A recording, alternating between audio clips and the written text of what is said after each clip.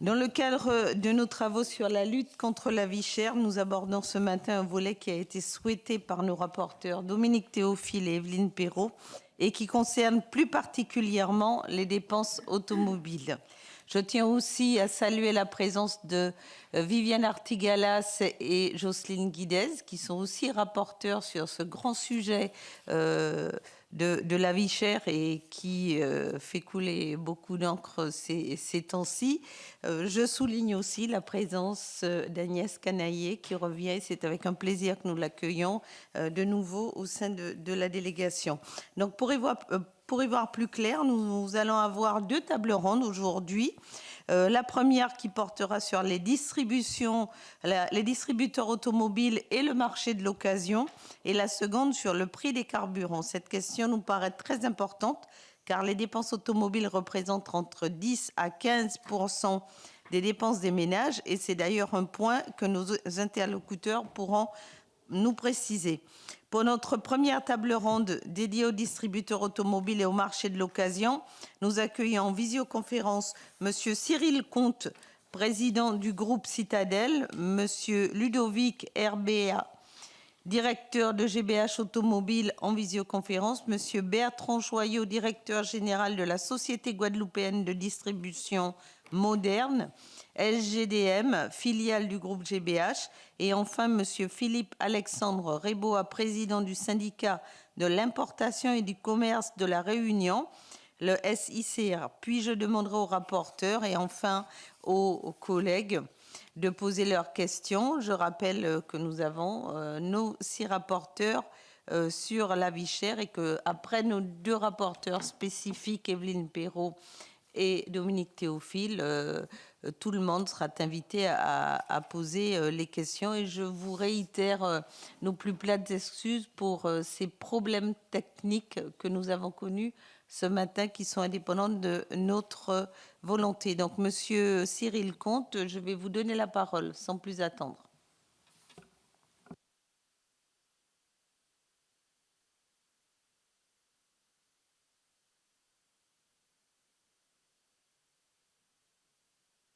Vous nous avez entendus?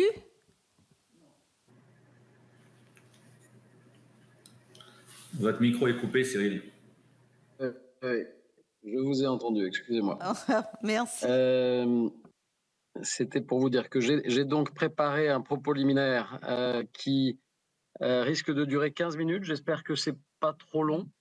Et sinon, écoutez, je vous laisserai m'inciter à raccourcir. Mesdames et messieurs les sénateurs et sénatrices, c'est un grand honneur d'être invité à m'exprimer devant vous aujourd'hui et je tiens à vous remercier pour cette opportunité.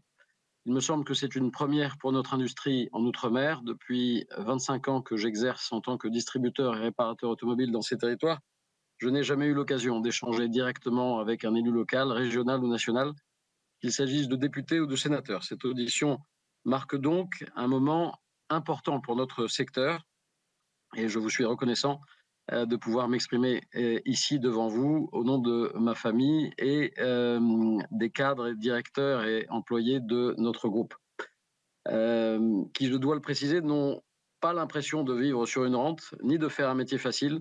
Au contraire, le facteur outre-mer le rend plus difficile et aussi peut-être plus intéressant.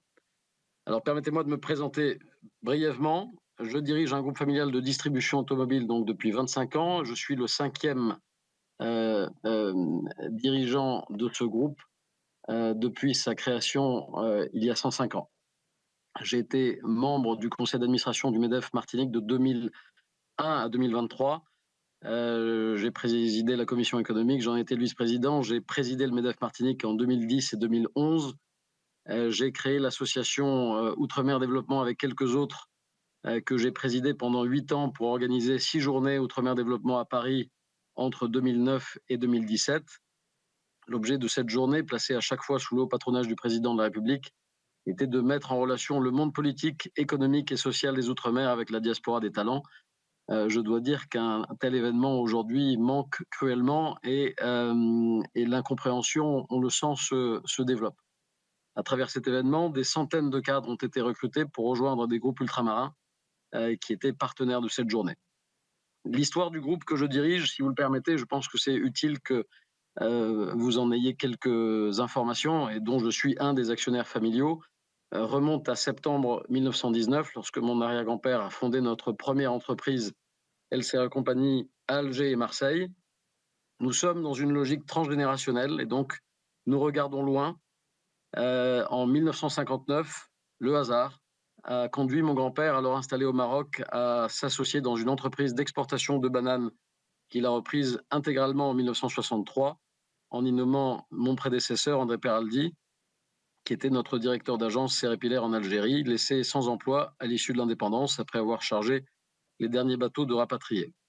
2 ans plus tard, en 1965, nous avons fondé, grâce à la vision d'André Peraldi, le CCIE, importateur de camions et véhicules DAF, grâce à nos connexions néerlandaises typiques du métier du transit et du transport maritime que nous avons continué de pratiquer au Maroc jusqu'à la marocanisation du capital de nos affaires entre 1973 et 1976. Donc voilà un peu de contexte. En 1972, grâce à notre succursale de Guyane et à la proximité avec le Suriname où Toyota se développait, nous avons établi un contact avec ce constructeur qui nous a nommés en Martinique et en Guyane, succursale que nous avons revendue en 1974 en quasi-liquidation. J'ai rejoint pour ma part, je passe les 28 ans qui séparent mon arrivée dans le groupe, le CCIE en février 2000, au lendemain d'une grève de 6 mois qui a marqué l'histoire sociale de la Martinique et dont certains élus de la Martinique se souviennent forcément. Nous avions déjà la concession Sud Motors en Guyane que nous venions d'ouvrir. Nous avions également un début d'activité dans le pneu et la pièce en Martinique. Et nous avons consolidé notre situation assez précaire pendant 14 ans. Et en 2014, nous avons acheté Sodiva, importateur Citroën en Martinique. Nous nous sommes implantés dans le pneu et la pièce auto à La Réunion en 2018. Nous avons acheté MMCD à Mayotte en février 2019, repris 12,5% de l'importateur Askia en Islande en février 2020, racheté GSA et PDK en Guadeloupe en septembre 2023, et enfin racheté le NCCIE, nouveau CCIE, donc notre ancienne succursale, en Guyane en octobre 2024, 50 ans après l'avoir cédé. Notre groupe exerce aujourd'hui sur les 5 DROM les métiers suivants: importation, distribution et réparation automobile et moto, y compris une plateforme de vente en ligne à prix discount, ouvango.com, 2OVANGO.com. Nous sommes aussi dans le métier de distributeur stockiste de pièces auto en aftermarket, dont de la vente en ligne. Nous sommes vendeurs et monteurs de pneus, dont de la vente en ligne. Nous sommes loueurs courte et longue durée sur certains marchés. Nous sommes un opérateur de trottinettes et scooters en mobilité partagée à La Réunion, activité que nous serons probablement amenés à fermer prochainement au vu de son manque de soutien par les collectivités locales. Et enfin, vendeur et réparateur de moteurs inboard, hors-bord et accastillage à la Marina du Marin. Notre groupe emploie 850 personnes hors Islande, où le groupe a réalisé un investissement minoritaire, dont 80 apprentis. Nous avons réalisé 275 millions d'euros de chiffre d'affaires en 2024. Le groupe Citadel rassemble l'ensemble de nos actifs d'exploitation automobile. La part de marché de notre groupe dans la distribution automobile peut être décrite en fonction de vos questions, donc je ne vais pas m'attarder là-dessus. Au global, nous représentons 8,1% de part de marché des 5 DROM en 2024, sachant que nous n'avons pas de concession automobile à La Réunion. Notre plateforme Ouvango joue un rôle clé dans la transparence du marché, puisque nous produisons chaque mois une analyse approfondie des performances commerciales des acteurs sur chaque marché des DROM, ainsi qu'une synthèse annuelle récemment mise en ligne. Cette dernière, rédigée par notre directrice des investissements, est accessible à tous et constitue une ressource précieuse pour ceux qui souhaitent mieux comprendre les dynamiques du secteur. Nos partenaires financiers en sont d'ailleurs les premiers lecteurs. Le groupe Citadel illustre bien la tendance nécessaire à la consolidation dans notre métier, afin d'absorber les coûts liés aux fonctions essentielles à la performance et à la conformité réglementaire. Parmi ces fonctions figurent la qualité et la responsabilité environnementale, dont le bilan carbone. Nous sommes le seul groupe à ce jour à produire un bilan carbone consolidé de toutes nos activités au même titre qu'un bilan financier en France d'outre-mer et de métropole. La préparation aux obligations CSRD, qui sont de plus en plus lourdes et nécessitent des fonctions centrales. Les méthodes et le contrôle de gestion, sans quoi nos métiers sont trop compliqués à piloter. La maintenance opérationnelle et la gestion des infrastructures dans des environnements au climat sévérisé où ces enjeux sont très importants. La gestion des ressources humaines, avec des spécificités qui peuvent varier selon les territoires et en particulier la singularité mahoraise. Le recrutement et la formation centralisée. Les systèmes d'information adaptés aux spécificités outre-mer, intégrant la gestion des frais d'approche spécifiques aux DROM. En outre-mer, ça n'existe pas d'acheter un logiciel prêt à l'emploi. Donc il faut de la conduite de projet, il faut des chefs de projet.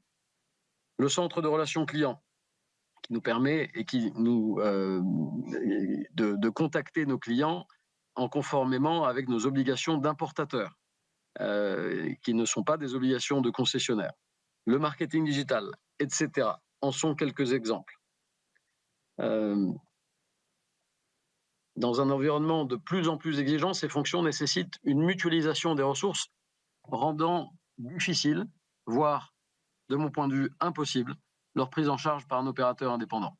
Cette réalité explique pourquoi de nombreux acteurs indépendants choisissent aujourd'hui de rejoindre des groupes structurés ou, à défaut, rencontrent des difficultés économiques. La liste est longue, et je ne prendrai pas le temps de les citer, de ceux, petits et grands, qui ont dû quitter ce métier depuis 25 ans. L'exemple récent de la cessation d'activité du distributeur indépendant BMW en Martinique et en Guadeloupe, sans repreneur, illustre ces enjeux. Aujourd'hui, ce sont plus de 15 millions d'euros de services centraux que nous devons absorber au sein de nos filiales pour garantir leur efficacité et leur conformité. Chaque collaborateur de ces services centraux joue un rôle clé et est totalement justifié. Il est important de noter que les constructeurs exigent de travailler avec des partenaires capables de répondre à leurs exigences et à leurs standards, mais aussi des partenaires solvables, tout en surveillant activement les marges et la rentabilité de ces derniers. De ce point de vue, notre secteur est singulier. Nos fournisseurs regardent notre rentabilité. Ils ajoutent leur vigilance aux pressions concurrentielles qui sont importantes. Tous les concurrents sont aujourd'hui des groupes professionnalisés, avancés sur la courbe d'expérience. Ce n'était pas forcément le cas il y a 25 ans. Les mandataires sont actifs sur tous nos territoires, y compris à Mayotte où les loueurs jouent le rôle d'importateurs parallèles sur des marques parfois non représentées, ce qui peut créer des risques considérables, et je pense en particulier au risque Takata qui se développe en Outre-mer. Il faut noter que nos territoires donnent en plus une prime concurrentielle aux marques à faible volume qui ne souffrent pas de l'effet adverse du maillage du réseau national. Surtout en Martinique, Guadeloupe, Guyane et Mayotte. Il suffit d'un point de vente pour avoir un réseau dans chacun de ces territoires. Les spécificités de la distribution automobile en Outre-mer à considérer lors d'une comparaison éventuelle avec des opérateurs nationaux. Alors d'abord, si vous permettez, je dois vous dire que j'ai beaucoup appris en préparant cette audition parce que la réalité, c'est que on fait un métier différent et on ne regarde pas beaucoup ce qui se passe au plan national. J'ai même été assez surpris de ce que j'ai découvert. L'évaluation de notre performance dans les DROM doit impérativement prendre en compte le facteur risque, qui est un élément déterminant pour tout investisseur. Une lecture simplifiée des marges brutes ou des résultats sur vente ne suffit pas si elle ne prend pas en compte la structure et les contraintes spécifiques de notre activité. C'est évidemment un effort intellectuel important. La distribution automobile en Outre-mer peut donner l'impression d'être comparable à celle des concessionnaires en métropole. Mais cette analogie est trompeuse. C'est l'effet Canada Dry, si vous voulez. En réalité, nous assumons des fonctions qui en métropole relèvent à la fois des concessionnaires locaux et des filiales d'importation nationales. Une évaluation rigoureuse de notre performance nécessiterait donc de comparer l'ensemble d'un réseau de concessionnaires ainsi que la société nationale d'importation qui le pilote, ce qui rend toute comparaison difficile et impossible en raison des écarts d'échelle et de structure, puisque nous sommes l'importateur d'un seul concessionnaire. Pour illustrer cette réalité, je vous propose un exemple. Un groupe familial français performant a réalisé 152 millions d'euros de chiffre d'affaires en 2023, en mobilisant 35 millions d'euros de besoins en fonds de roulement, BFR. À titre de comparaison, notre groupe Citadel a réalisé 238 millions d'euros de chiffre d'affaires en 2023, mais en mobilisant 99 millions d'euros de BFR. Si l'on inclut les actifs immobilisés, l'écart serait encore plus significatif. Il est de 1 à 5. Nos capitaux déployés sont considérablement plus élevés, ce qui explique pourquoi notre retour sur capitaux employés reste inférieur à celui de nombreux groupes métropolitains, malgré un rapport de résultat net sur vente qui pourrait sembler avantageux. Notre ROCE ne dépasse pas 10%, il est à mon grand regret inférieur à ça, alors que les groupes français les plus performants affichent généralement un ROCE, retour sur capitaux employés, compris entre 15 et 20%, du fait de capitaux déployés beaucoup plus bas. Dans notre contexte ultramarin, il faut 50 centimes d'euros de capitaux employés pour générer 1 euro de chiffre d'affaires, contre 10 centimes pour un groupe opérant à grande échelle en métropole. Avec les capitaux que nous mobilisons, nous devrions logiquement dépasser 1 milliard d'euros de chiffre d'affaires. Si tel était le cas, notre groupe actuellement classé 67e parmi les groupes automobiles français se retrouverait propulsé dans le top 15 national. Enfin, il est essentiel de rappeler que les constructeurs automobiles attachent une grande importance à la solidité financière de leurs distributeurs. Je vous l'ai dit, ils recherchent des partenaires solvables, capables d'investir dans le développement tout en surveillant de près leur rentabilité. Notre structure financière et notre capacité à absorber les coûts spécifiques à notre environnement sont donc des éléments clés pour assurer la pérennité et la compétitivité de notre activité. Si vous voulez, si vous permettez, j'aimerais vous parler maintenant de l'analyse du risque. C'est un enjeu essentiel à l'appréciation de notre performance dans les DROM. Excusez-moi si vous voulez bien, parce que là nous avons déjà, nous sommes avoisinons les 15 minutes et nous sommes vraiment contraints par le temps puisque nous devons aussi cumuler une deuxième table ronde. Je vais vous proposer, si vous voulez bien, que nous passons à la présentation des autres et puis qu'après nous terminions par les questions. Si je suis vraiment navrée C'est embêtant parce que évidemment notre métier exige d'approfondir et sinon on en reste facilement aux préjugés et aux simplifications. Et il faut reconnaître que depuis des mois, à travers la presse et déclarations publiques de nos propres élus, la simplification et la caricature a été la norme pour évaluer nos activités. Je l'entends. Hein. Nous allons revenir, si vous voulez, c'est pour ne pas laisser les autres intervenants un petit peu de temps. Mais sinon, vous pouvez aussi nous envoyer une contribution écrite. Nous sommes preneurs, mais nous reviendrons sur le sujet. Je vais laisser la parole maintenant à Monsieur Ludovic Herbeya et Monsieur Bertrand Joyot. Alors, si vous pouvez limiter les propos à 10 minutes, ce serait parfait. Merci à vous et encore navré. On va essayer de s'y tenir. Je vous remercie, Madame la Présidente, Mesdames les sénatrices, Messieurs les sénateurs. Merci également de nous donner l'opportunité de prendre la parole aujourd'hui pour présenter le métier d'importateur automobile sur nos marchés et d'aborder la question de la vie chère qui impacte le pouvoir d'achat de nos populations ultramarines. En préambule, quelques éléments de contexte. Un mot tout d'abord sur notre groupe, je ferai bref. Stéphane Ayotte, qui était en audition il y a quelques mois ici, vous l'a présenté. Si je focalise sur la Guadeloupe, je suis le directeur du pôle automobile de GBH en Guadeloupe. Si je focalise mon analyse sur la Guadeloupe, déjà ce métier, nous y sommes rentrés dans le groupe fin des années 80 en Martinique, et c'est en 2000 que nous avons fait une arrivée sur le territoire de la Guadeloupe en faisant l'acquisition au groupe Viviès des concessions Kama, Carmo et AGDM. Nous distribuons notamment les marques Renault, Toyota ou encore Mercedes et Hyundai.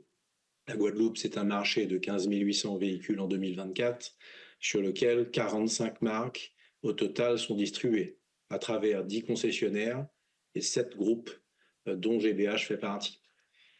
Concernant le sujet qui nous préoccupe aujourd'hui, la lutte contre la vie chère, je veux citer une étude qu'a réalisée l'INSEE en 2022 et qui, dans son analyse des écarts de prix entre l'Hexagone et la Guadeloupe, a relevé que le coût du transport était 8,5% supérieur sur notre territoire versus la métropole.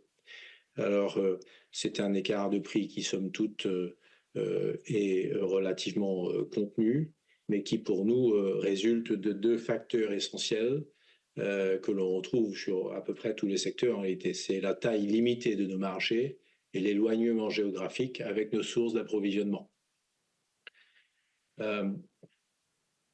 Cyril Comte l'a évoqué précédemment, moi je veux insister sur une spécificité, la spécificité du métier d'importateur automobile. On nous associe souvent à tort avec un concessionnaire métropolitain. C'est une erreur. Nous avons 4 différences majeures. Logistique, financière, structurelle et organisationnelle. Sur la logistique, je vais prendre des exemples. En tant que distributeur de véhicules, nous devons constituer un stock. Ce stock, il se situe entre 3 et 5 mois sur nos territoires. L'importation et le stockage des volumes aussi importants constituent une contrainte que n'a pas le distributeur en hexagone, qui peut être livré au fil de l'eau. Sur la pièce de rechange maintenant, on a un volume de stock qui représente jusqu'à 6 mois de vente, là où un concessionnaire métropole n'en a quasiment pas. On doit gérer au bas mot 250 000 références sur chacune des marques que nous distribuerons. C'est impossible de stocker l'intégralité de la gamme. Ça nous oblige à importer un nombre important de références par avion. Sur les petites marques, cela peut représenter jusqu'à 80% de nos approvisionnements, renchérissant ainsi nos frais d'approche. En hexagone, un concessionnaire, il est livré 2 fois par jour. En Outre-mer, dans le meilleur des cas, nous sommes à 2 mois par bateau et à 7 à 10 jours par avion, avec évidemment des surcoûts considérables. Toute annulation de commande ou erreur de référencement sur nos territoires, on garde la pièce et ça finit par générer du stock mort. Jusqu'à 30% de dépréciation et de stock mort dans nos affaires, quand en hexagone, vous retournez la pièce le lendemain au constructeur. Bon. Impact financier. Ces stocks, ils sont achetés, payés au moment de la commande, avec une immobilisation financière considérable. On porte le stock pendant plusieurs mois avant que le véhicule ou la pièce ne soit vendu et payé par le client. Différence structurelle aussi. Nos activités nécessitent des surfaces de stockage beaucoup plus grandes qu'un concessionnaire en hexagone, pour les raisons que je viens d'évoquer. À cela s'ajoute un coût de construction au mètre carré qui est globalement 50% plus élevé qu'en métropole. Normes antisismiques, anticycloniques, coût des matériaux de construction, renchérissent évidemment nos infrastructures.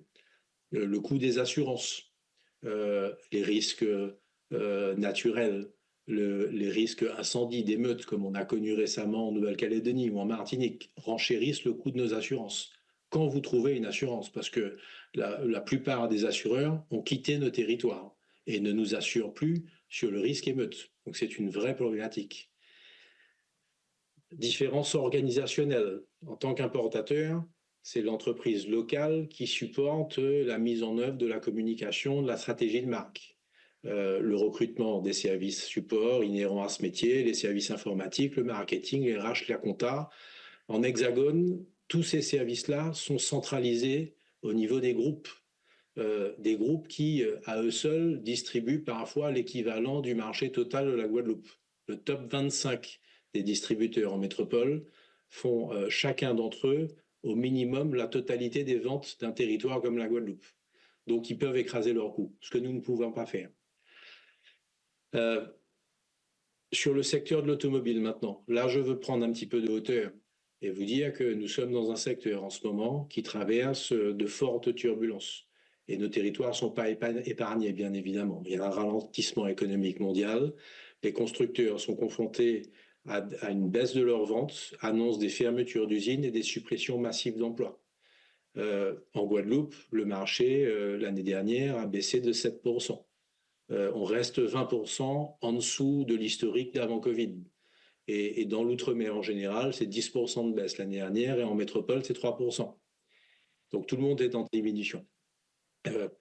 Si je devais donner des exemples et encore illustrer mon propos sur la difficulté économique du secteur et spécifiquement dans nos territoires, je peux citer l'exemple d'un acteur important local en Guadeloupe qui a fermé ses portes, qui a été liquidé au mois d'octobre dernier. C'est les concessions BMW et Mini qui a été liquidé et qui à ce jour n'a pas trouvé de repreneur. Donc on navigue actuellement dans des eaux assez troubles, je dois dire, et dans un métier qui traverse de fortes turbulences. Je veux parler aussi de la réglementation européenne. L'Europe a décidé, il y a quelques années maintenant, d'aller sur le tout électrique en 2035. En 2035, nous ne pourrons plus mettre à la route de véhicules thermiques. Une réglementation qui s'appelle la réglementation CAFE, qui impose donc c'est l'électrification des véhicules et plusieurs étapes jusqu'à 2035. Et la première d'entre elles, c'est cette année, en 2025, où les émissions de CO2 moyennes des véhicules que nous mettons à la route devront baisser de 15%. À l'échelle européenne, les experts estiment que les amendes pourraient se monter à 15 milliards d'euros pour l'ensemble des constructeurs européens. Donc ce sont des sommes considérables. Si l'Europe n'assouplit pas sa réglementation, on va au-devant d'une catastrophe. Les constructeurs l'ont dit et répété. Et s'il n'y a pas d'assouplissement, les constructeurs paieront ces amendes et à la fin, ils vont le mettre dans leur prix. Et ce sont les distributeurs que nous sommes qui contribueront aussi à payer ces amendes et le consommateur final. Donc c'est important de le préciser. Pour arriver à éviter ces amendes, il faut que l'Europe, la France, l'outre-mer, mettent en 2025 25% de véhicules électriques à la route. La métropole est à 17% aujourd'hui, donc il y a un jump à faire qui n'est pas possible. L'outre-mer, la Guadeloupe, on est à 6%. Donc passer de 6 à 25, c'est pas possible. Les nouveaux acteurs, on a aussi l'arrivée de constructeurs chinois qui bouleversent le marché, qui bouleversent les constructeurs traditionnels européens et qui vont changer profondément l'équilibre des parts de marché. Je veux parler de notre marché local qui est contraint, qui est risqué et qui est exigu. On est particulièrement exposé aux risques naturels. Je ne veux pas citer, enfin, vous avez tous en tête ce qui s'est passé à Mayotte il y a quelques mois, situation dramatique, ou des émeutes récemment en Nouvelle-Calédonie ou en Martinique. On navigue dans des marchés difficiles. La fragilité des entreprises du secteur. J'ai parlé de BMW qui a été liquidé. On peut citer aussi des exemples il y a plusieurs années de grands groupes en Outre-mer, en Guadeloupe, à La Réunion, qui se sont retrouvés en plan de sauvegarde. Des groupes très importants. Plan de sauvegarde, pourquoi? Parce qu'ils se sont retrouvés en défaut de trésorerie. Cyril Comte le disait tout à l'heure, nous avons des activités qui sont extrêmement consommatrices de capitaux. Nos activités consomment jusqu'à 40% de leur chiffre d'affaires en besoin en fonds de roulement. Pour des activités comme CAMA, Carmo, AGDM, donc juste la Guadeloupe spécifiquement dont j'ai la charge, en fin d'année, c'est 80 millions d'euros de BFR. C'est 3 fois, 4 fois plus qu'une concession métropolitaine. Quand vous avez des difficultés de trésorerie, quand vous ne pouvez plus payer vos banques, ben vous vous retrouvez en plan de sauvegarde. Donc ça, c'est une réalité sur nos marchés. Le marché est exigu, je le disais tout à l'heure, nous ne pouvons pas amortir nos coûts sur des marchés importants comme en métropole. Le poste de dépense des consommateurs outre-mer, je le disais tout à l'heure, le transport en Guadeloupe, c'est 8,5% plus cher qu'en métropole. Mais c'est vrai que ce poste-là pèse lourd dans le panier du consommateur guadeloupéen et outre-mer en général. Et il pèse plus lourd. Pourquoi? Parce qu'il y a une utilisation intensive du véhicule sur nos territoires. En réalité, nous sommes en milieu insulaire, ce sont des petits territoires, mais nous roulons beaucoup plus parce qu'il n'y a pas de transport en commun. Sur la Guadeloupe, le kilométrage moyen, c'est 16 500 km par an. Comparé à la métropole, c'est 12 000. Donc c'est 40% de plus. Donc vous utilisez plus votre voiture. Ça, c'est une charge pour le consommateur, malheureusement. Et ça génère aussi une usure, un vieillissement prononcé des véhicules. Un marché très concurrentiel. Je le disais tout à l'heure aussi, il y a un très grand choix. Il y a 45 marques sur la Guadeloupe, il y a un très grand choix qui est offert aux clients en réalité. Et son achat, il est déterminé en fonction du prix que l'on propose et de la qualité des modèles et des services qu'on lui donne. C'est faux de croire qu'il n'a pas l'opportunité de faire des comparaisons. Quand vous distribuez une Clio ou une Yaris, ce sont des marques que nous distribuons, il a le choix d'aller consulter une Peugeot 208, une Citroën C3, une Polo, une Ford Fiesta, une Opel Corsa ou une MG3. Donc nos marchés sont très bataillés. Le client peut aller où il le souhaite parmi les nombreuses marques qui sont distribuées. Merci. Désolée de vous couper sur ce sujet qui est vraiment très, très, très passionnant. Je voudrais laisser la parole à Monsieur Joyaux s'il voudrait rajouter quelque chose. Non, je viendrai simplement compléter le propos de Monsieur RBA, comme ça nous pourrons poursuivre, mais ce que nous voulons vraiment mettre en lumière, c'est que le métier que nous exerçons sur notre territoire est différent de celui d'un simple concessionnaire en métropole. Nous sommes d'abord importateurs, nous supportons la charge de l'importation des véhicules que nous achetons, que nous stockons, avant même de trouver un vendeur, un client, pardon. Et ensuite, nous avons un métier de distributeur, et ensuite, nous avons un métier sur la prévente, comme l'a expliqué tout à l'heure Cyril Comte et Ludovic Herbéat. Malgré tout ça, nous arrivons à contenir le prix, puisque les écarts que nous allons retrouver sur les marques généralistes en termes de véhicules sont aux alentours de 10% par rapport au prix de la métropole. On est sur des écarts de 20% sur la pièce de rechange, lorsque on sait que globalement, dans ce métier d'importateur, les coûts d'approche avoisinent les 25% du prix de revient. Voilà. Donc, c'est un point qui est important dans les différents débats qui ont précédé.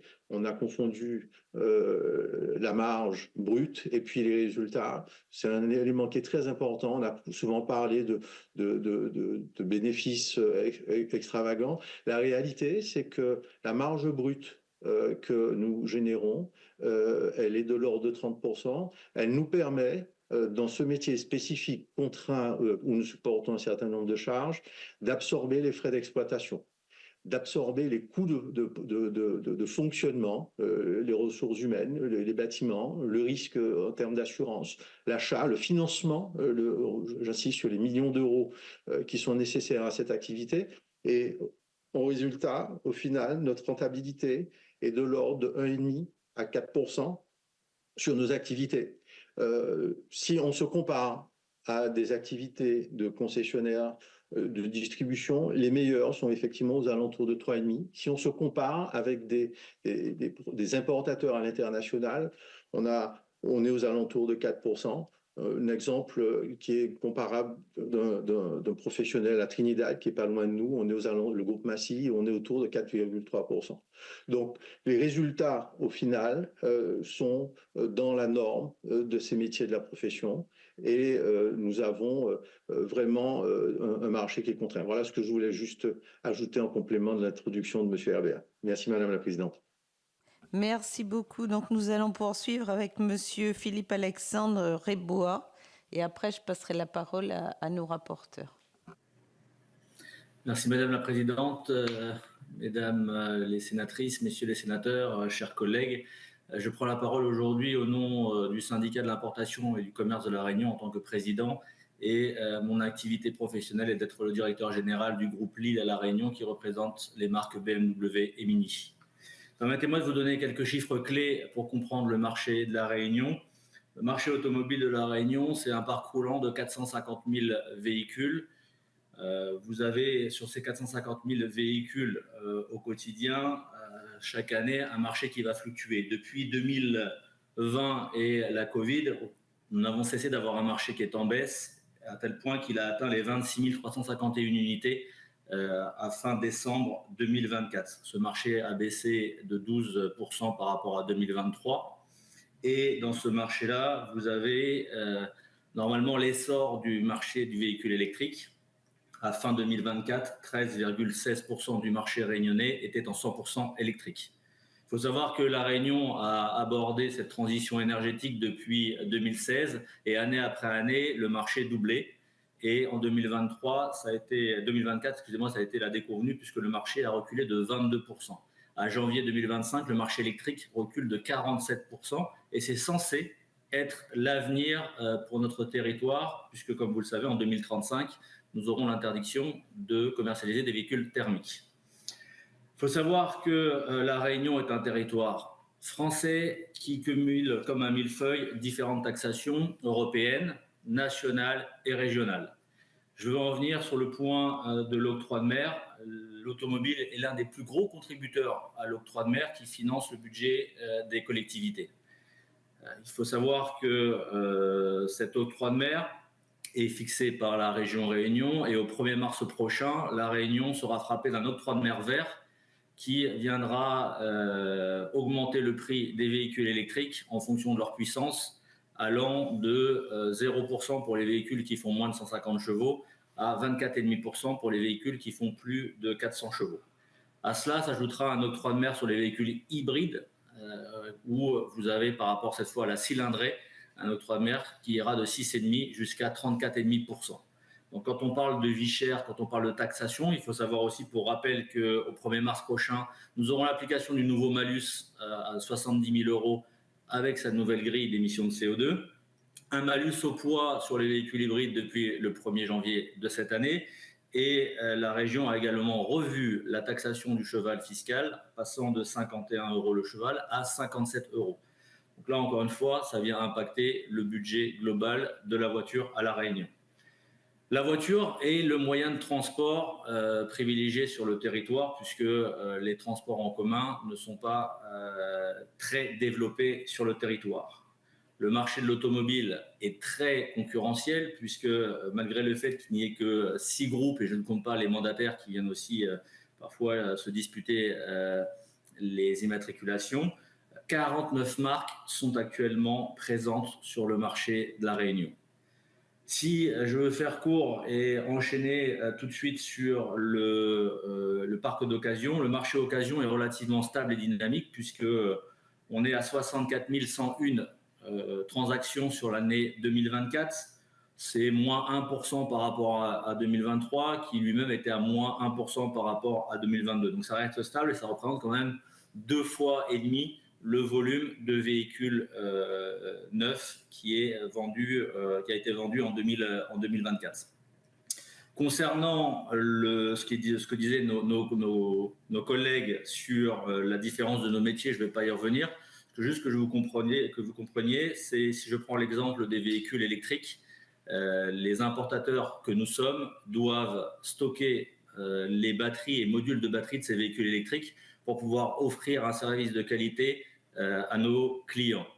Vous savez que ces batteries et ces modules ne voyagent pas par avion, ils ne voyagent que par bateau, ce qui signifie que si un acheteur d'un véhicule électrique à La Réunion a un problème de batterie et que ces batteries ne sont pas en stock, son véhicule est de fait immobilisé entre 2 à 3 mois.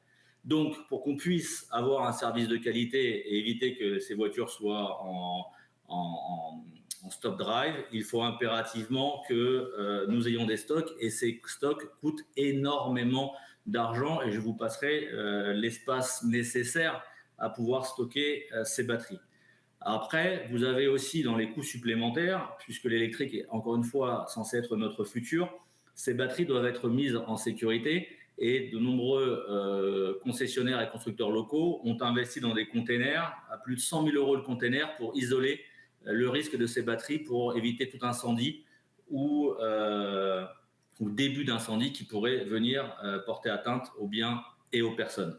Ensuite, un dernier point aussi concernant les batteries électriques, puisque ça fait partie des prérogatives du syndicat de l'importation et du commerce de La Réunion, le recyclage de ces batteries au lithium. Aujourd'hui, rien n'est prévu et nous y travaillons ardemment depuis des années pour que, à l'instar d'un concessionnaire métropolitain, ces batteries puissent être prises et gérées et repartir dans un centre de traitement prévu à cet effet. Or, à La Réunion, la complexité des accords de Bâle, des accords de l'OCDE sur l'exportation des déchets dangereux, les notifications, font que ces batteries, pour l'instant, ne quittent pas le territoire. Et nous travaillons avec la compagnie CMA-CGM, avec Suez, pour qu'il y ait un traitement de ces batteries, une solution qui soit apportée aux importateurs que nous sommes. Et le coût de traitement de ces batteries, on en est aujourd'hui à une estimation à 7 000 € la tonne pour réexporter ces batteries le jour où un process sécurisera cette réexportation et permettra aux compagnies maritimes d'avoir la garantie qu'aucun feu ne peut prendre naissance au niveau de leur navire. Au niveau des pièces détachées, je compléterai les propos sur La Réunion en disant que sur tout ce qui est pièces de révision, filtration et pièces d'usure, on arrive à les prévoir. Donc ces pièces arrivent généralement par bateau pour améliorer les reviens et nous permettre d'être quasiment au prix métropole, voire parfois moins cher que la métropole, où nous constatons des écarts de prix un peu plus importants. C'est pour toutes les pièces qui sont commandées en aérien suite à des sinistres ou à des pannes de boîtiers spécifiques qui pourraient être codés au châssis. Et là, on a une différence tarifaire qui peut aller jusqu'à 20 à 25% par rapport au prix métropolitain. Nous avons la possibilité aujourd'hui, avec des réseaux autres que les réseaux des constructeurs, d'avoir les centres auto, d'avoir des professionnels de la pièce détachée qui permettent d'avoir une offre très concurrentielle et les Réunionnaises et Réunionnais peuvent commander également par Internet sur les plateformes. Donc, ça nous oblige au quotidien à être le plus performant possible pour permettre à nos entreprises de se développer. Merci pour vos éclairages. Je vais laisser la parole à nos rapporteurs, Evelyne Perrot en premier ou Dominique Théophile.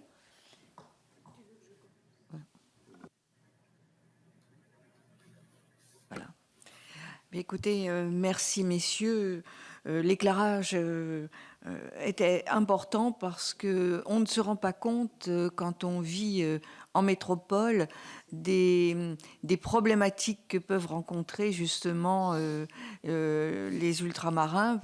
Vraiment, j'étais loin de m'imaginer qu'on pouvait avoir des soucis comme ça pour le nombre de véhicules vendus, pour le stockage des pièces détachées ou le rapatriement de pièces détachées. Et vous savez, tout à l'heure, je ne sais plus qui a dit, 6% de véhicules électriques dans les îles, mais c'est tout à fait ce qu'on a en milieu rural chez nous, hein.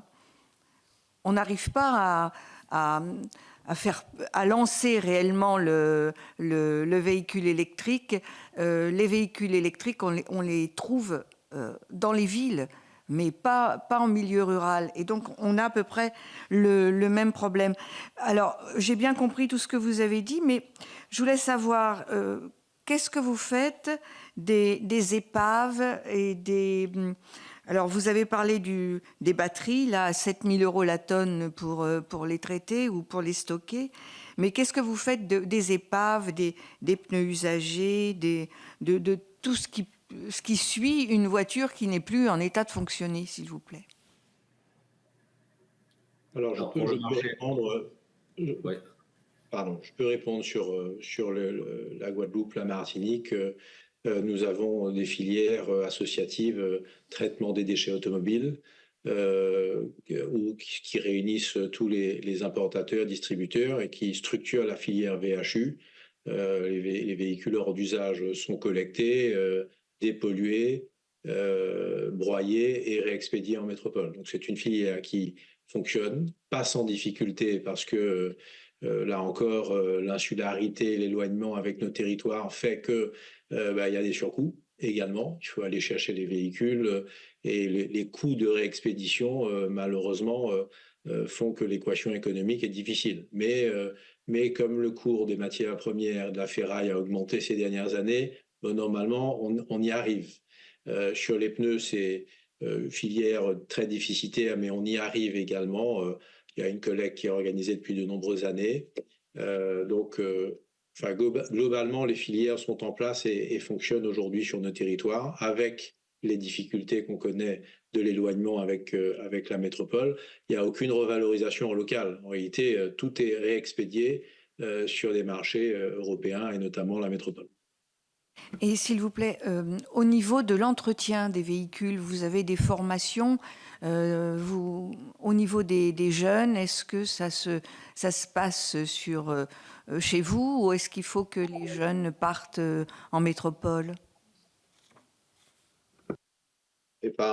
Ça fait partie, Bertrand Joyaux, ça fait partie des éléments qui sont propres à nos territoires. Donc, les techniciens que nous avons, que nous formons sur la prévente, eh bien, effectivement, il faut les envoyer en métropole pour suivre les formations des constructeurs, pour obtenir les certifications. Et donc, il y a le coût du voyage, de l'aérien, du logement, en plus des coûts de formation. Nous accueillons sur notre entreprise une vingtaine de jeunes en apprentissage, et notamment dans nos ateliers et dans leur parcours de formation. Ils sont amenés, lorsqu'ils sont retenus, à évoluer et donc à obtenir les certifications. Ce sont des coûts que nous supportons effectivement en plus. Excusez-moi, j'aimerais juste revenir sur la question de Madame sur le marché réunionnais concernant le recyclage de tout ce qui était véhicules hors d'usage, pneumatiques et autres batteries. Le SICR a inscrit dans sa stratégie syndicale depuis les années 2000 cette problématique, et c'est la raison pour laquelle nous avons créé donc l'ATBR qui collecte les batteries et les réexpédie régulièrement. VHU Réunion dernièrement pour tout ce qui est véhicules hors d'usage avec le traitement et le démantèlement en local. Subsiste le problème encore des véhicules électriques, puisque avec la problématique des batteries que j'ai évoquée, ça aussi ça devient un souci, puisque le manque de place empêche les centres de traitement de pouvoir les gérer aujourd'hui. Et la partie pneumatique qui elle fonctionne. Et l'intérêt aujourd'hui pour la valorisation sur le territoire réunionnais, il faut que vous sachiez qu'une entreprise de traitement des batteries au plomb a ouvert à La Réunion, ce qui permet de créer quelque part de la richesse et de l'emploi. Et tout l'enjeu est de continuer à essayer de développer ces filières en local pour garder cette richesse et de ne pas être dans l'obligation à chaque fois de réexporter, puisque ça vient rajouter des bateaux, du CO2, et le but étant de travailler la boucle de manière la plus vertueuse possible.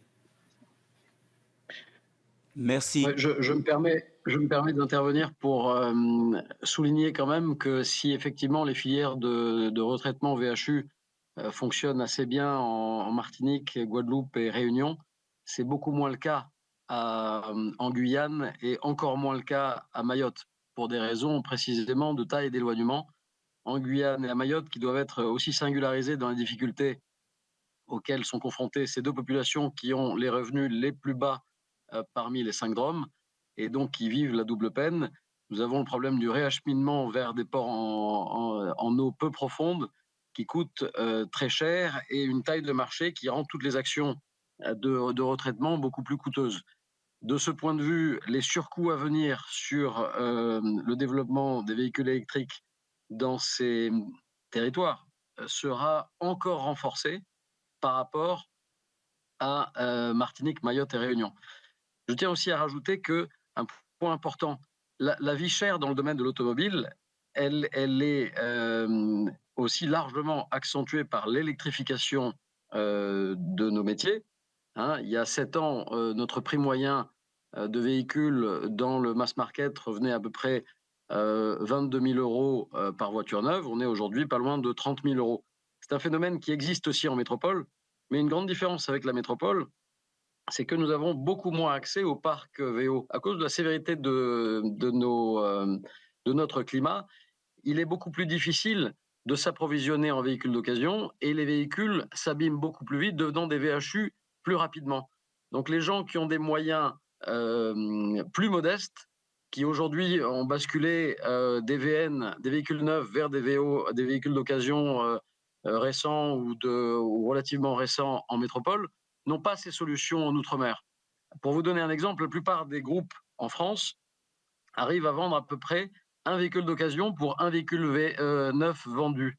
Nos groupes font leur approvisionnement de véhicules d'occasion principalement par le biais de la reprise de véhicules au moment de la vente, avec un taux de reprise qui oscille entre 25 et 40%.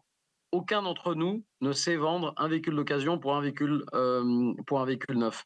Et donc la performance du véhicule neuf est essentielle à notre équilibre économique, contrairement à beaucoup de groupes en France qui arrivent à trouver de la marge sur le véhicule d'occasion. Justement, une question sur les véhicules d'occasion, puisque ça représente un marché quand même pour vous, puisque vous êtes essentiellement les revendeurs de véhicules d'occasion. Le gré à gré fonctionne pas tellement, il y a un taux.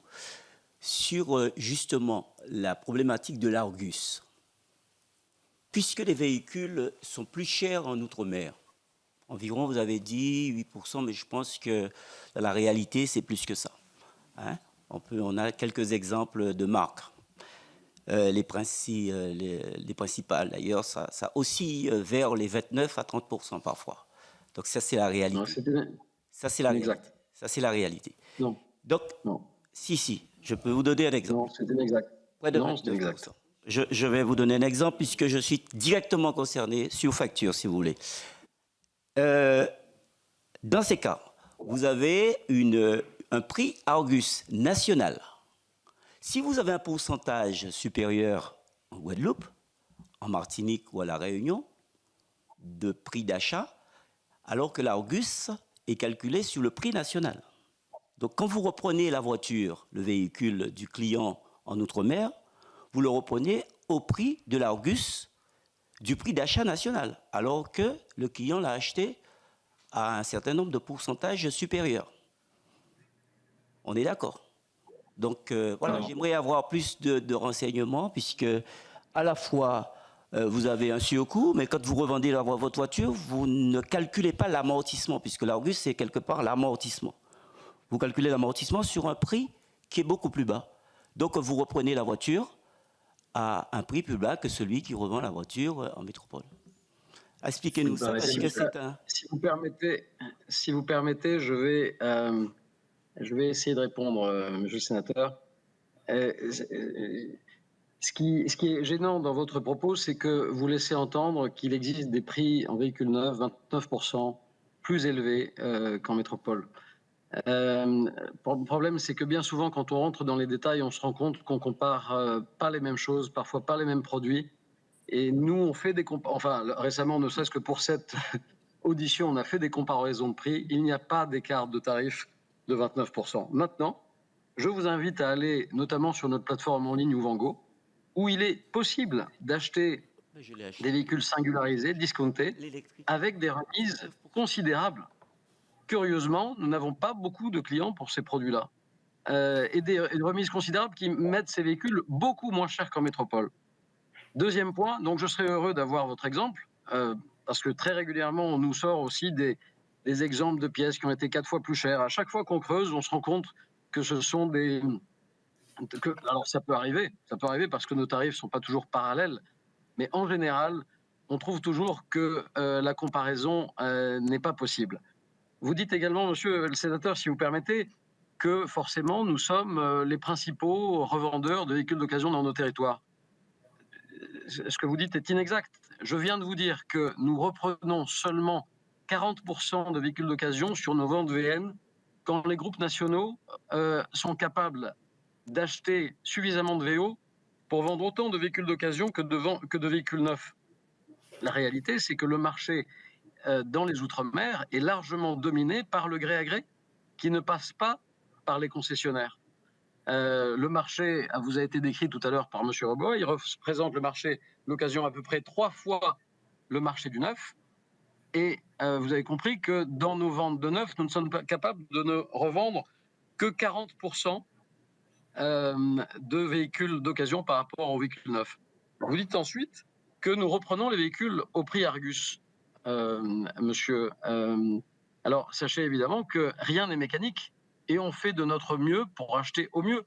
Notre métier, c'est d'optimiser notre performance, optimiser nos résultats pour essayer de trouver un résultat. Notre groupe Citadel aujourd'hui, nous avons à peu près 6 concessions. Sur ces 6 concessions, nous en avons une qui fonctionne bien au plan de la rentabilité. Nous avons 2 qui sont pas loin de l'équilibre, qui ont fait mieux, et nous en avons 3 qui perdent de l'argent. Vous semblez penser que c'est facile, mais c'est pas facile. Et chaque transaction n'est pas mécanique. Personne autour de la table ne vous dira qu'on reprend un véhicule à l'Argus. J'en sais rien. Montrez-moi le véhicule qu'on doit reprendre. On va l'analyser. On va prendre comme référence l'Argus. On va évaluer les frais de remise en état du véhicule d'occasion et on va retirer 15% de marge professionnelle pour assurer notre marge future, puisqu'en tant que revendeur du véhicule d'occasion, nous serons garants du véhicule que nous revendrons, contrairement à un particulier. Donc, c'est là que je demande vraiment on respecte notre métier dans sa complexité et dans sa difficulté. J'imagine que le métier de sénateur est très compliqué. Je ne prétends pas savoir exactement comment il fonctionne, mais nous faisons un métier sérieux et digne. Et sachez que effectivement, lorsque nous négocions une reprise, notre travail, ce n'est pas dire voilà le prix de l'Argus, on la reprend à l'Argus. On fait de notre mieux pour faire de bonnes transactions et fidéliser notre clientèle. Monsieur le sénateur, si vous permettez que je donne des précisions sur le marché réunionnais et compléter les propos de Monsieur Comte, on est sur un marché qui est très concurrentiel, ce qui veut dire que le client fait jouer les offres et ira à l'offre la plus intéressante. Donc, il nous est obligé d'être le plus généreux possible si on veut pouvoir finaliser une vente. Concernant l'Argus, pour être très précis, il va donner une valeur de repère, au même titre qu'un assureur qui devrait indemniser un client aura ce repère en disant c'est la base de départ de la négociation. À La Réunion, on procède généralement au fait de retirer la TVA de 20%, qui est la TVA hexagonale, et on vient y ajouter l'octroi de mer et la TVA locale à 8,5, qui correspondra à la cylindrée du véhicule, ce qui va nous donner, on va dire, une enveloppe estimative du prix du véhicule qu'on pourrait proposer aux clients avec les frais professionnels, avec les frais à déduire. En revanche, il y a quelque chose qui est très important, c'est que ces valeurs dépendent aussi du marché. Et aujourd'hui, les difficultés que nous avons sur le territoire réunionnais, c'est que le changement de politique, le manque de visibilité, de stabilité, impacte le choix des consommateurs. Et aujourd'hui, si vous avez sur votre parc un véhicule d'occasion, un véhicule électrique à vendre, ça devient très compliqué. Il y a une défiance du consommateur.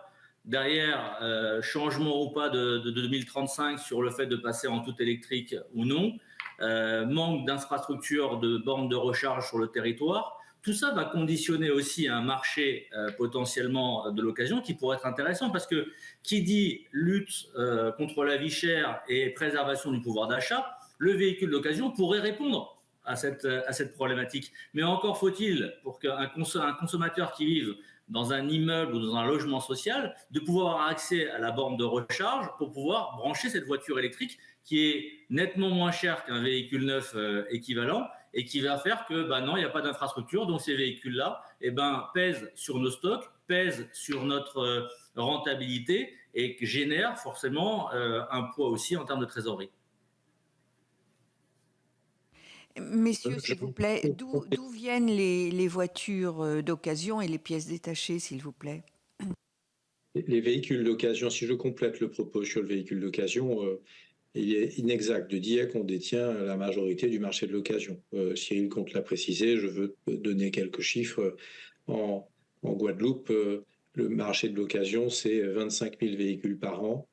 Sur le marché du neuf, c'est 15 000. Donc c'est 1,6 fois. Le marché de l'occasion pèse 1,6 fois le marché du neuf. En France métropolitaine, c'est plus de 3 fois. Donc le marché de l'occasion est faible sur nos territoires. Et les concessionnaires en Guadeloupe réalisent 25% des ventes de ce marché total l'occasion. Quand en France métropolitaine, les concessionnaires réalisent plus de 40% des ventes du marché total. Donc on opère sur un marché qui est beaucoup plus faible, toute proportion gardée, que le véhicule neuf, que le rapport du véhicule neuf, et avec des parts de marché qui sont très faibles. Les véhicules d'occasion sont vendus à des prix qui sont au prix métropole, voire même inférieurs à la métropole. Tout simplement parce que les véhicules s'abîment plus sur nos territoires. Nous avons des conditions de roulage, des conditions d'usure qui sont beaucoup plus difficiles sur un territoire comme la Guadeloupe qu'en France métropolitaine. L'humidité, la chaleur, la qualité des routes fait qu'un véhicule, vous le roulez jusqu'à 100, 150 000, 200 000 km. En métropole, vous pouvez faire 250, 300, 400 000 km. Donc les cotes des véhicules s'effondrent au gré des kilomètres sur nos territoires. Ça, c'est une réalité qui ne nous permet pas de vendre les véhicules d'occasion au niveau du prix métropole. Ils sont moins chers. Sur le prix du véhicule neuf, je le dis, je le répète, nos écarts de prix avec la métropole sur nos best-sellers sont contenus à 10% sur les prix catalogues. Sur une Clio, sur un Capture, sur une R5 électrique que l'on est en train de lancer, on est 10% plus cher que la métropole. Et ce sont des véhicules, en règle générale, d'ailleurs, sur lesquels nous faisons beaucoup de remises, beaucoup plus de remises que sur la métropole. Et donc, en prix net de transaction, ces écarts sont encore plus contenus que les 10% que je vous donne. Et je peux l'affirmer, preuve à l'appui. Merci. Victorin Lurel. Est-ce que vous pourriez nous donner un exemple précis d'écart? Là, vous avez donné des véhicules, disons, populaires, les petites voitures. Sur le haut de gamme, si je vous prends un Q5 Audi, vous représentez Audi, ou une A4 ou une A6, quel est le prix en métropole? Quel est le prix en Guadeloupe et en Martinique? Moi, j'ai plusieurs exemples concrets, c'est pas 10%. Hein. Je vous donne des prix. Il y a 10 ans, vous vendiez par exemple, une A6, vous la vendiez 83 000 euros. Vous entendez? 83 000 euros. Après 20 000 kilomètres, vous étiez prêt à la lâcher à 60 000 euros. Aujourd'hui, elle vaut 130 000 euros. Et une électrique, c'est 140 000 euros. Ce sont vos prix. Alors, est-ce que vous pourriez me donner un exemple concret d'écart? Vous dites 10% sur les petites voitures, mais sur le haut de gamme, quel est l'écart de prix et comment ça s'explique? Et dernière question très brève, quel est le coût des réparations, des prestations que vous faites dans les garages? Et quel est le prix horaire des réparations? Moi, j'ai un tarif qui figure chez vous. J'ai d'excellents rapports avec Audi. Par ailleurs, c'est de bons réparateurs, ils travaillent bien. Mais enfin, quand même, le métier n'est pas facile, mais monsieur, il faut reconnaître que le métier est très cher. Monsieur le sénateur, nos écarts de prix sur Audi sont de 15% avec la métropole, en moyenne. Donc, les prix que vous citez datent d'il y a quelques années. Moi, je connais parfaitement nos prix catalogues. Nous les comparons beaucoup avec la métropole parce que nous sommes très sensibles. Quel est le prix aujourd'hui? Donnez-moi des exemples de prix ici en métropole et chez vous aujourd'hui. Monsieur Lurel, je connais l'écart moyen, il est de 15%.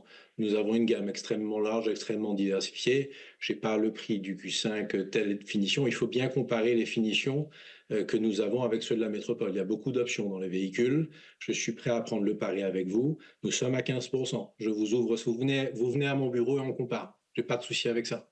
On est à 15%. Mais on est sur des marchés où nous faisons beaucoup de remises. Donc avec la remise que nous pratiquons, cet écart de 15%, il est souvent plus réduit. Ça, c'est sur le véhicule neuf. Sur les réparations, sur la main-d'œuvre que vous citiez, notre tarif main-d'œuvre est à des prix tout à fait comparables avec la métropole, voire inférieurs avec la métropole. Si vous allez chez un concessionnaire Audi en région parisienne, vous voyez le coût de la main-d'œuvre, nous sommes inférieurs en Guadeloupe. Je peux vous le montrer aussi. Donc, il faut faire attention aux moyennes, il faut faire attention, pas aux moyennes, mais aux prix spécifiques, aux exemples qui peuvent être trompés. Hein. On a des études très précises sur le sujet, on fait très attention à nos tarifs, et je peux affirmer que nos moyennes sont contenues versus la métropole. Juste une dernière question, plutôt dans vos relations avec, comment dirais-je, des plateformes. Est-ce que vous avez l'impression qu'il y a eu une augmentation d'achat des ultramarins en ligne directement par Chronopost, des pièces détachées, des petites pièces détachées, plutôt que de venir chez vous dans la concession? Puisque là aussi, on a des exemples de pièces détachées de près de 35% d'écart achetées directement à la métropole par Chronopost ou des transporteurs. Est-ce que vous voyez depuis 5-6 ans une augmentation et une diminution de pièces détachées pour vous sur certains segments? Si vous permettez, je peux prendre la réponse. Le problème de la pièce détachée est un problème très intéressant parce que, évidemment, on s'attache toujours à l'anomalie, à l'exception. Et donc, un client qui peut peut-être tomber sur une pièce beaucoup moins chère qu'il va penser comparable, ou peut-être parfois d'ailleurs occasionnellement comparable en métropole, va dire « c'est terrible, ils sont 4 fois plus chers ». Ce même client ne viendra jamais vous dire que nous sommes moins chers sur une référence en métropole. Jamais il ne s'en plaindra sur les réseaux sociaux. Jamais. Jamais il vous interpellera en tant qu'élu sur le fait que, effectivement, par exemple, Toyota sur 18 000 pièces stockées. Eh bien, à une époque, nous avions fait une étude sur les pièces qui montrait que 2 tiers de nos pièces étaient effectivement plus chères qu'en métropole et 1 tiers était moins cher qu'en métropole. Le tiers moins cher qu'en métropole n'a jamais attiré l'attention. Et c'est bien normal. Nous sommes dans des territoires très étroits où, très logiquement, les gens s'interrogent et s'inquiètent. Il faut reconnaître aussi que notre image de professionnel est extrêmement dégradée, pas vraiment auprès de nos clients, mais auprès du public, par une façon de parler de nos pratiques déconnectées des réalités, mais qui finit effectivement par convaincre l'opinion publique que probablement nos pratiques et nos comportements sont condamnables. Mais je peux vous donner, on a fait une étude sur les pièces de rechange, je pense qu'on ne va pas rentrer dans les détails de tout. On vient de faire une étude sur les pièces de rechange sur la comparaison entre métropole et France. Je vous dois dire que nous, on essaye d'être performants sur notre marché. Donc notre sujet, c'est nos concurrents locaux. Ce n'est pas vraiment nos confrères de métropole qui n'ont pas du tout les mêmes contraintes. Approvisionner une pièce par chronopost ou par avion, beaucoup de gens le font. Mais monsieur le sénateur, je ne sais pas si vous promouvez le fait que les gens achètent leurs pièces en métropole et s'exonèrent de l'octroi de mer que nous devons payer sur les pièces que nous importons et que nous présentons à la vente dans nos magasins. Les acquisitions dont vous parlez, ce sont des importations parallèles qui ne sont jamais déclarées à l'octroi de mer. L'octroi de mer est un facteur clé de nos coûts d'approche. Le transport et l'octroi de mer sont absolument essentiels. Alors, je ne sais pas si on va parler de l'octroi de mer, mais il y a une variabilité, en plus de l'octroi de mer entre nos territoires, qui rend souvent l'octroi de mer entre la Guadeloupe et la Martinique incohérente.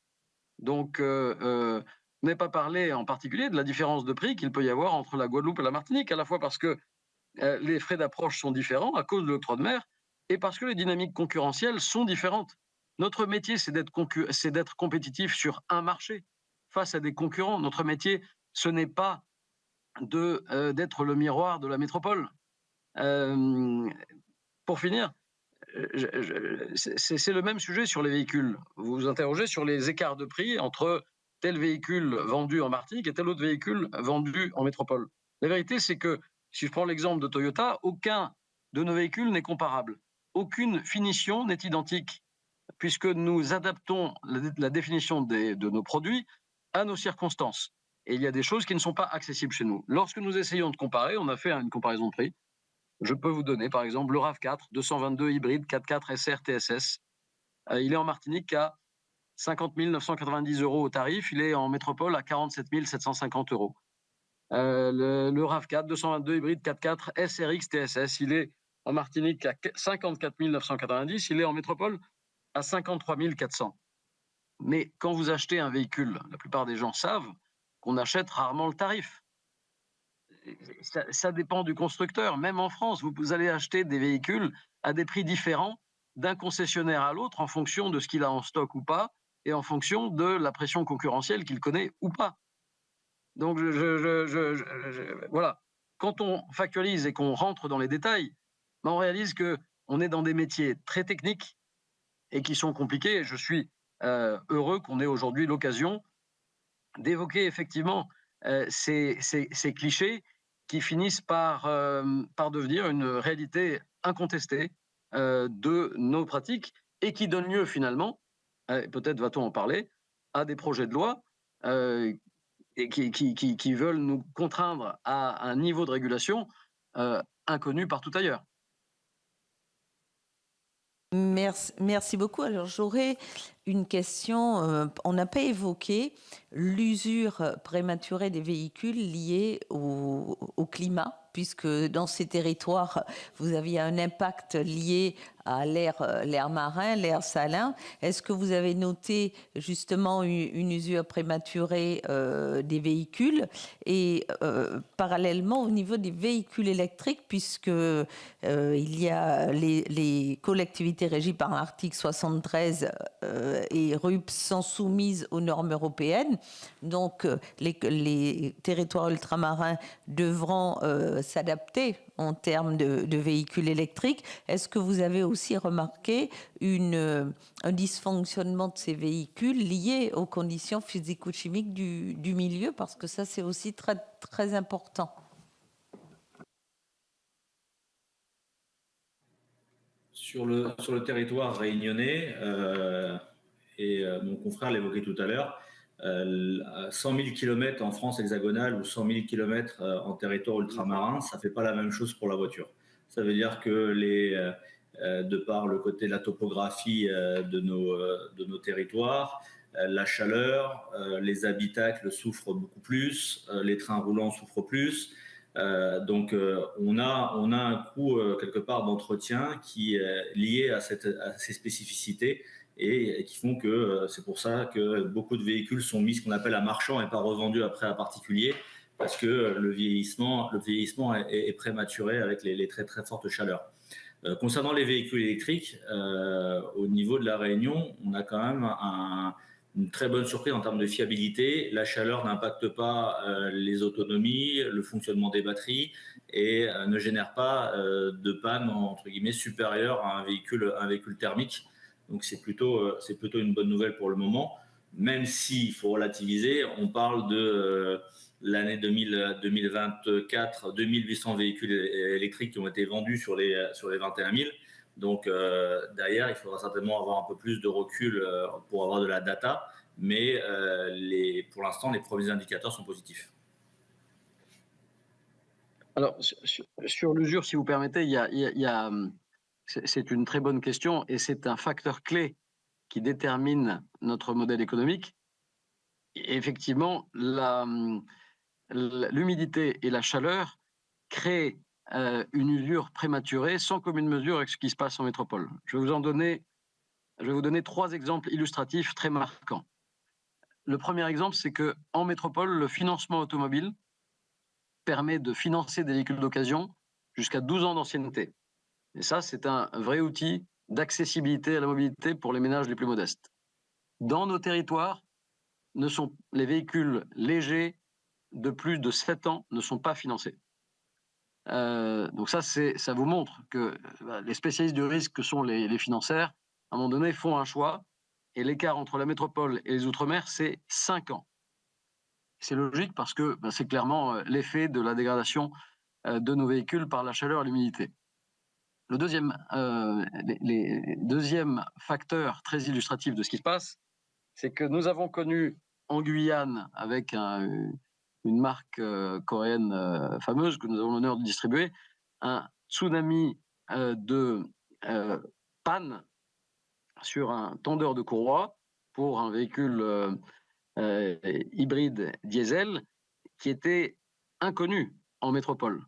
Nous avons dû immobiliser jusqu'à 250 véhicules sur ce véhicule qui était notre best-seller et qui a complètement transformé notre mix des ventes, nous mettant en grande difficulté. Le dernier exemple, qui est très important et qui est peut-être une des plus grandes crises que nous traversons, en tout cas pour ma part depuis 25 ans que je fais ce métier, c'est la campagne de rappel Takata. La campagne de rappel Takata, qui concerne une vingtaine de constructeurs, mais dans laquelle nous avons commencé à travailler avec Toyota depuis 2016, donc depuis 9 ans, et qui va nous accompagner sûrement pendant les 6 prochaines années, qui a tué et qui malheureusement risque de continuer de tuer. On vient de reconnaître en septembre dernier en Guyane un accident qui était directement lié, un accident mortel directement lié à Takata, et directement lié à nos conditions de sévérité climatique, d'humidité et de chaleur qui font déclencher sans choc les airbags et les rendant mortels par l'explosion des canisters de retenue des gaz explosifs. Donc là, oui, vous avez parfaitement raison. on ne peut comprendre notre métier si on ne comprend pas le climat et les effets sur le modèle économique.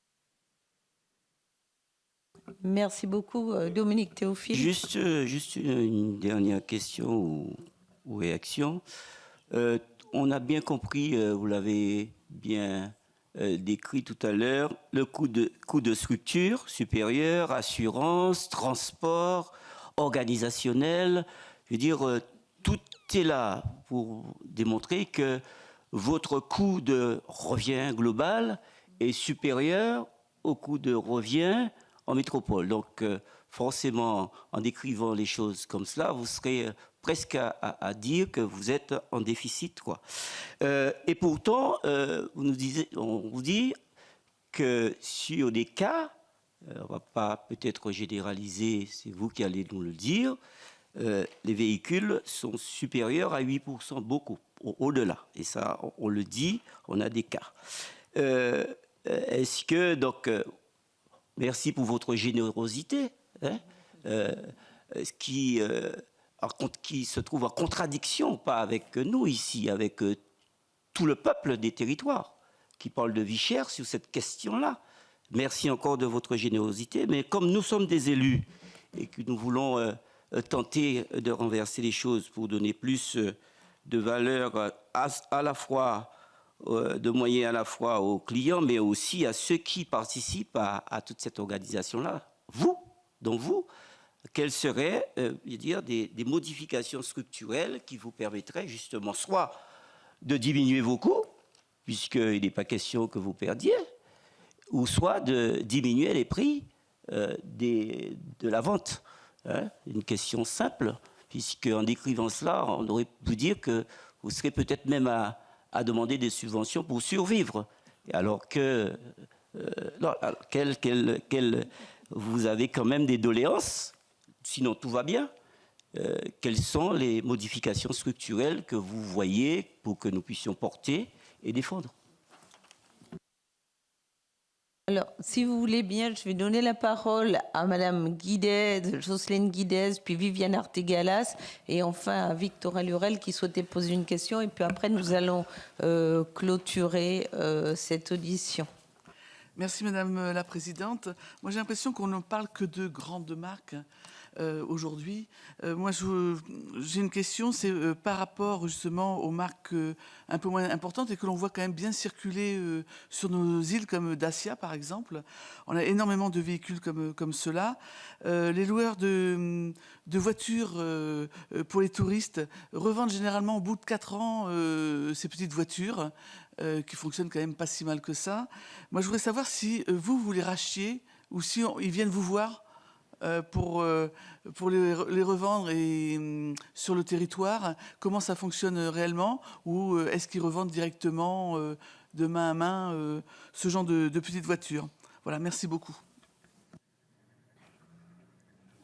Oui, merci Madame la Présidente. Donc moi c'était sur la question des intermédiaires. En fait, le grand nombre d'intermédiaires dans la chaîne de formation des prix est souvent dénoncé outre-mer avec pour effet un cumul de marge. Est-ce que c'est le cas dans le secteur de la distribution automobile et des pièces détachées? Victorin Lurel. Oui, merci Madame la Présidente. J'aimerais votre éclairage sur le statut des revendeurs agréés pour les pièces détachées visibles, et votre opinion sur la propriété intellectuelle qui est laissée aux constructeurs. Ça n'existe pas en Europe ni aux États-Unis, mais en France. Aujourd'hui, Philippe Édouard, je crois, avait réduit ça à 10 ans. Ça veut dire, pour que je sois clair, vous avez une voiture, vous êtes obligé d'acheter soit chez le concessionnaire, soit c'est un revendeur agréé, par exemple les rétroviseurs, les pare-chocs, les jantes, etc. Il me semble, c'était 15 ans. 15 ans, après 5 ans, 10 ans, vous revendez la voiture. Qu'en pensez-vous? Faut-il en sortir comme l'ont fait les Allemands, ou faut-il garder un privilège, disons, pour les revendeurs agréés? Combien y en a-t-il chez vous en Martinique, à La Réunion et en Guadeloupe? Merci, je vais vous laisser répondre. Alors, peut-être vous répondre pour la Guadeloupe.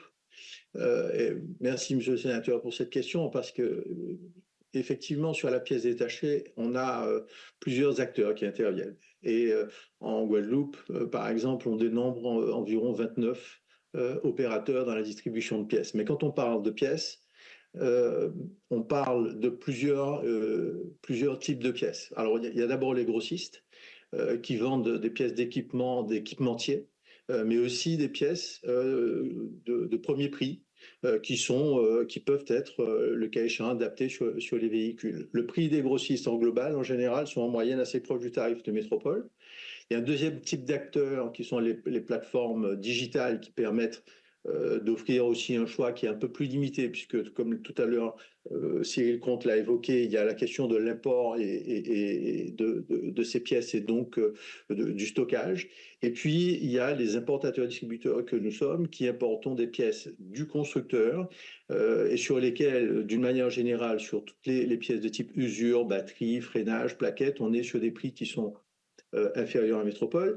Mais sur la partie notamment pour tout ce qui est révision, la possibilité pour le client de faire les révisions avec un carnet d'entretien complètement bien rempli, de type Midas ou Speedy sans faire de publicité, et qui permet de préserver les garanties constructeurs. Ce qu'il faut noter, c'est que d'une manière générale, et c'est important pour bien comprendre et réinsister, vous l'avez dit, nous devons stocker 250 000 références par marque. Et donc, si on se compare à un distributeur de la métropole, il est livré 2 fois par jour. Quand nous, au mieux, on est sur 7 jours, ou lorsqu'on est, comme l'a dit tout à l'heure M. Reboa, sur des livraisons et des approvisionnements de pièces de 2 à 3 mois, parfois lorsqu'on est sur la partie bateau. Alors, à votre question sur la propriété intellectuelle, je ne pourrais pas me prononcer. Une chose est sûre, en tout cas, c'est que sur le territoire de la Guadeloupe, le client a le choix parmi ces 29 opérateurs, en tout cas, d'acheter la pièce qu'il souhaite. Et donc, les clients, en tout cas, dans ce cadre-là, ont la possibilité, alors parfois, comme le disait tout à l'heure Cyril Comte et le député Théophile, d'acheter par Internet, mais avec les contraintes qu'on peut rencontrer. Alors, si vous permettez, j'aimerais compléter la réponse de M. Joyaux en disant que cet aspect de ce débat connu sur la propriété intellectuelle de la carrosserie, des éléments de style des véhicules, c'est un sujet qui concerne les constructeurs et la protection des marges des constructeurs. C'est pas un sujet qui nous concerne nous, hein, sachant que les seuls revendeurs agréés des constructeurs, ce sont les distributeurs que nous sommes. Mais sur le marché de la carrosserie, le fait est qu'on a une concurrence vive sur la pièce d'origine. Les carrossiers d'ailleurs qui ne sont pas tellement intéressés moins concernés par le prix qu'un client lambda, parce que eux, leur enjeu, c'est quelle remise ils peuvent obtenir. Aujourd'hui, il y a un opérateur qui est très actif sur notre marché, qui s'appelle AutoEquipe, et qui livre beaucoup de carrossiers avec une remise de 35% qui permet aux carrossiers de récupérer cette marge dans le cadre des remboursements d'assurance. Et ils ont accès à la même pièce d'origine, que nous. À nous d'aller les récupérer, mais des habitudes ont été prises. N'ont pas besoin d'avoir un revendeur agréé ou pas de revendeur agréé. En général, dans le métier de la carrosserie, l'urgence de réparation n'est pas la même. Prie de m'excuser, ça c'est le premier point. Donc cet aspect-là de propriété intellectuelle aura peu d'effet en ce qui concerne notre activité ou nos marges. L'autre question qui a été posée, qui est importante, c'est la question des intermédiaires. Combien y a-t-il d'intermédiaires dans notre métier ? Je tiens à y répondre parce que nous n'avons aucun intermédiaire dans notre métier. C'est important de le dire, nous sommes des importateurs en direct avec les usines. Les véhicules nous sont en général envoyés par les usines, d'où qu'elles soient. Nous recevons des véhicules d'Afrique du Sud, nous recevons des véhicules de Thaïlande, du Japon, pour autant que les lignes maritimes veuillent bien les faire escale, de Turquie, de France, de Tchécoslovaquie, d'Allemagne, d'Angleterre. Il est très rare que les véhicules soient rassemblés dans un espace de stockage pour nous être réexpédiés. Ça n'existe quasiment pas. Et nous payons directement le constructeur ou son trader intégré au constructeur. Donc il n'y a aucun intermédiaire. Nous avons ensuite des prestataires de services, mais qui ne sont pas intermédiaires. Et ces prestataires de services, c'est les transitaires. Nous vivons dans des territoires d'outre-mer où il y a une singularité autour de l'octroi de mer, donc il faut faire du dédouanement. Ça fait longtemps qu'en France, l'octroi qui était payé entre les régions françaises a été supprimé par les lois Le Chapelier. Dans les outre-mer, c'est encore une réalité. Et donc, nous avons évidemment des transitaires, nous avons des transporteurs maritimes et aériens, nous avons... et voilà, et ensuite, on a éventuellement des prestataires locaux de transport pour nous amener les véhicules du port vers nos parcs, et ensuite des préparateurs esthétiques. Mais il n'y a aucun intermédiaire dans notre métier. Pour finir, si vous voulez bien, parce qu'on est interpellé sur les solutions pour réduire le coût de la mobilité dans les Outre-mer. Si vous permettez, j'aimerais dire d'abord que actuellement, il y a 2 propositions de loi, si j'ai bien compris, une au Sénat et une à l'Assemblée nationale. Qu'est-ce que nous, on en pense? Enfin, en tout cas, moi. Les propositions qui visent à contrôler en amont certaines opérations de concentration et le renforcement des pouvoirs de l'autorité de la concurrence nous semblent des mesures pertinentes. On a la singularité d'être des territoires fermés, éloignés. Et effectivement, il faut s'assurer que les conditions d'une concurrence sont réunies. En revanche, les mesures qui ont pour objet de renforcer le contrôle sur les comptes et les marges des entreprises est incohérent par rapport à la métropole et dangereux pour notre capacité à dégager une marge bénéficiaire pour des affaires dont beaucoup sont facilement en difficulté. Comment créer la confiance avec un client quand déjà, il connaît votre prix de vente, votre prix d'achat? Où dans le monde quelqu'un connaît les marges de la transaction dans laquelle il va rentrer en négociation? Là, ce serait des effets absolument désastreux. Ces mesures ne prennent pas en compte les véritables enjeux qui impactent l'économie des DROM. Et en cherchant à affaiblir les entreprises, elles risquent au contraire de réduire les effets bénéfiques de la mutualisation des coûts, qui entraînant une hausse des frais de structure et compromettant potentiellement la compétitivité des acteurs locaux. Voilà.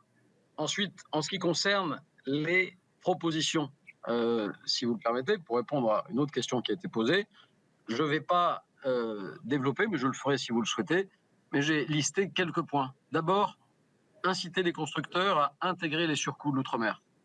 Il faut que vous sachiez qu'on a autant de réalités que de constructeurs. Chaque constructeur a sa politique de prix en véhicules neufs, en pièces, en soutien, en remboursement garanti.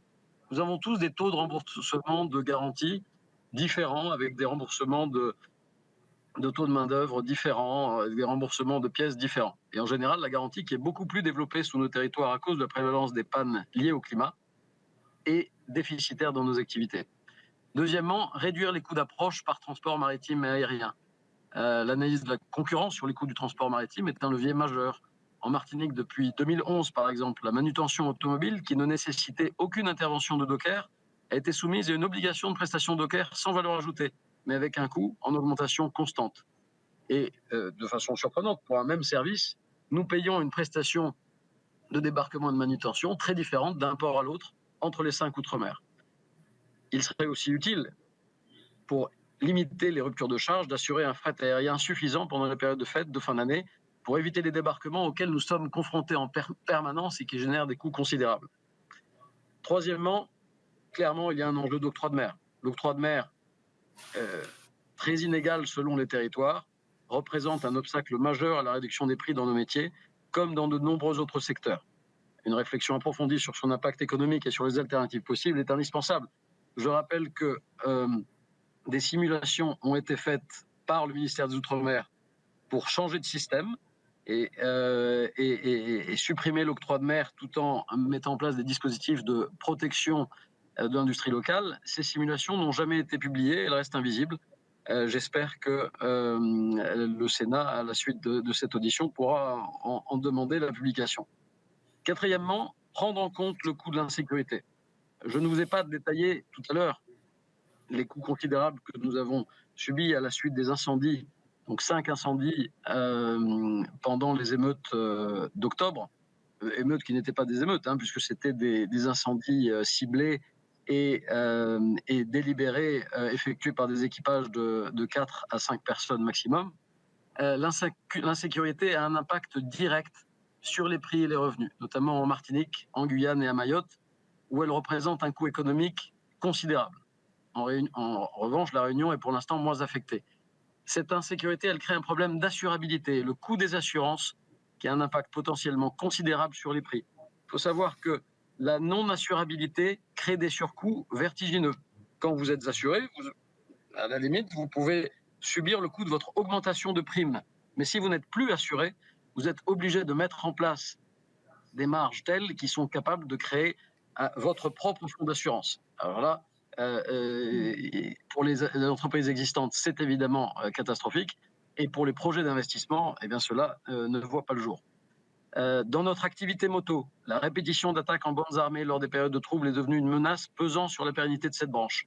Nos équipes sont épuisées, les pertes sont significatives et nous devons de ce fait sérieusement envisager une fermeture de cette activité qui ne présente pas de potentiel économique en adéquation avec les pertes financières que nous subissons depuis ces 3 dernières années. Voilà, il est essentiel que la réponse pénale soit au rendez-vous pour établir un cadre légaliste à la revendication sociale et dissuader les aventures criminelles. Enfin, renforcer la productivité et la formation. Et pour finir, 6e, investir dans les infrastructures pour améliorer la qualité de vie et la productivité. Le développement des infrastructures pour le coût de la vie, il est crucial pour décongestionner nos territoires et libérer à la fois de la qualité de vie associée à de la productivité pour nos équipes. Je prends l'exemple de Mayotte.